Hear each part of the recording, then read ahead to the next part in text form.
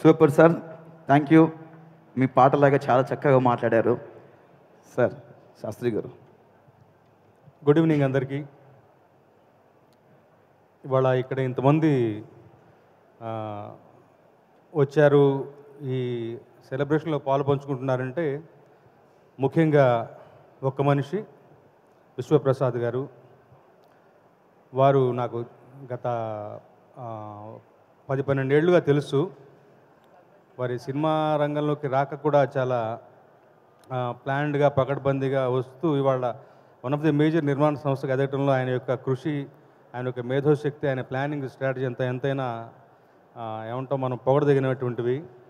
ఆయన ఏం చేసినా కానీ చాలా బలంగా చేస్తారు, నిష్కల్మషంగా ఉంటాయి ఆయన ఆలోచనలు.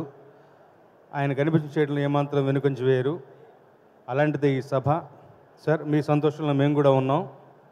ఇలాంటి ఒక సభ నిర్వహించడం సినిమా పరిశ్రమకు కూడా మంచిదే. ఎందుకు అంటే ఇదివరకు ఎన్నడూ లేనటువంటి ఒక గొప్ప కనెక్షన్ సినిమా ఇండస్ట్రీకి, రాజకీయ రంగానికి పవన్ కళ్యాణ్ గారి ద్వారా, పవన్ కళ్యాణ్ గారి రూపంలో మనకు ఉన్నది. మన సమస్యలు ఏమున్నా ఆయనతో చెప్పుకోగలిగిన ఒక వెసులుబాటు అది ఉంది.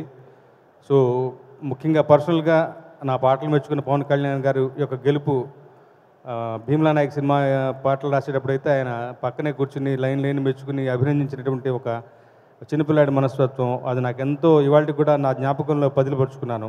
అలాంటి ఒక పవన్ కళ్యాణ్ గారు 2 సార్లు ఓడిపోయినటువంటి ఒక సందర్భం నుంచి తాను నిలబెట్టిన 21 మందిని గెలిపించుకుని ఉప ముఖ్యమంత్రి స్థాయికి వెళ్ళటం అనేది సినిమా ఇండస్ట్రీలో వ్యక్తిగా చాలా చాలా సంతోషించాల్సిన విషయం.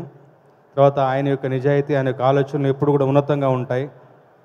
సో ఆయన టేక్ కేర్ చేయాల్సినటువంటి ప్రజలు ఆంధ్ర రాష్ట్రం మొత్తం ఉన్నారు. కానీ ముఖ్యంగా సినిమా ఇండస్ట్రీ యొక్క బాగోగులు కూడా ప్రత్యేకంగా ఆయన చూసుకోవాలని ఆయనకు మనవి చేసుకుంటూ సెలవు చేసుకుంటాను. Thank you so much sir. Thank you Ramajogi Sastri గారు. మనసులోని మాట చెప్పి మమ్మల్ని అందరినీ కూడా ఒకసారి ఆయన పాటలు గుర్తు చేసే విధంగా ఇన్స్పైర్ చేశారు.